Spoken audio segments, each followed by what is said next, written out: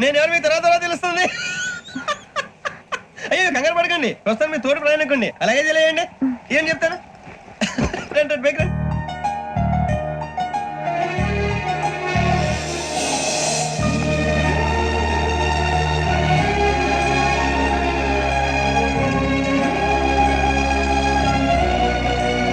Excuse me, నా bag.